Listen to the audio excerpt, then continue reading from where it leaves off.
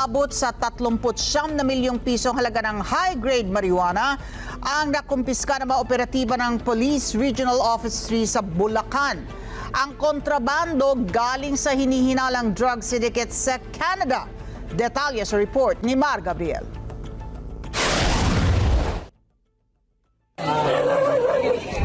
Dalawang piraso ng pakete ng high-grade marijuana o kush ang tumambad sa mga operatiba ng Bulacan Police nang buksan ng mga balikbayan box na ito. Nasabat ang mga kontrabando sa Balagtas, Bulacan sa tulong ng isang informant. Tinatayang aabot sa 39 million pesos ang halaga ng mga nakumpiskang droga. Itong ganitong karaming volume ng high-grade marijuana, masasabi natin na malawak na ang pag-distributan nito sapagkat hindi rin naman ito yung regular na marijuanang mumurahin, high-grade na ito na process na.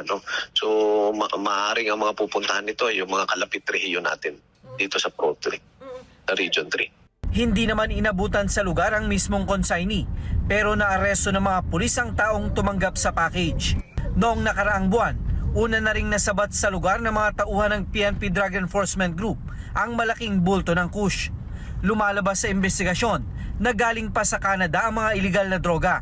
Malaki ang epekto nito doon sa tinatawag natin na supply reduction, sapagkat ito ay 26 kilos ng high-grade marijuana ito.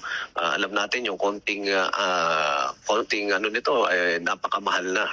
So malaking kabawasan nito doon sa supply sa karsada at naniniwala tayo na malaking epekto nito doon sa mga nagtutulak ng droga.